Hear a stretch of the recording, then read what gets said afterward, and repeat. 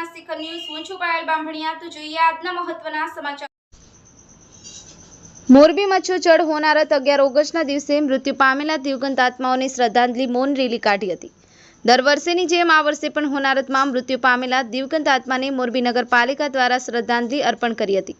જે રેલી મોરબી નગરપાલિકાએથી મણિ મંદિર સુધી કાઢી હતી, જેમાં નગરપાલિકાનો સ્ટાફ જોડાયા હતા। આ ઉપરાંત police staff, fire brigade staff સાથે રાજનેતાઓ પણ સાથે રેલીમાં જોડાયા। રેલીમાં બપોરે 21 વખત વિશાલ વગાડી નગરપાલિકાથી મૌન રેલી યોજવામાં આવી। આ મૌન રેલીમાં મોરબીવાસીઓ પણ મોટી સંખ્યામાં જોડાયા હતા અને દિવંગત આત્માને શ્રદ્ધાંજલિ અર્પણ કરી હતી। કેતન પ્રજાપતિ, સત્યના શિખર ન્યૂઝ, મોરબી।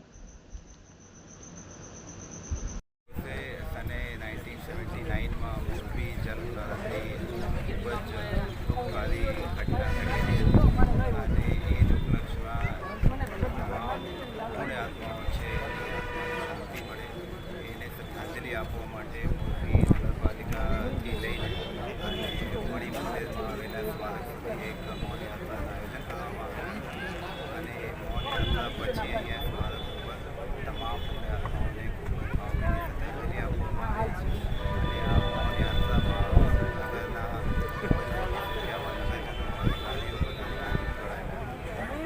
પહેલાં જે મોરબીમાં હોનારત આવી અને એવી કરુણ દુર્ઘટના બની હતી કે માણસો આજે 45 વર્ષ પછી પણ આ પ્રસંગને, આ દુઃખદ પ્રસંગને ભૂલવા તૈયાર નથી।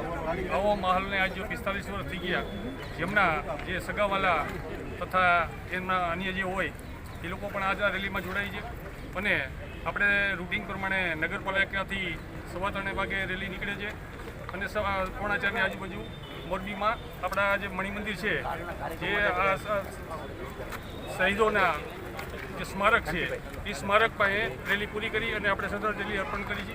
અને હમણાં પરમ દિવસે વારનાડ ખાતે જે નરેન્દ્રભાઈ મોદી જે જોવા ગયા અને અહીંયા તપસ્યા કરવા ગયા ત્યારે પણ એને મોરબીને યાદ કર્યું હતું। આવો આ દુઃખદ પ્રસંગ હતો, એના માટે રેલી કરી છે।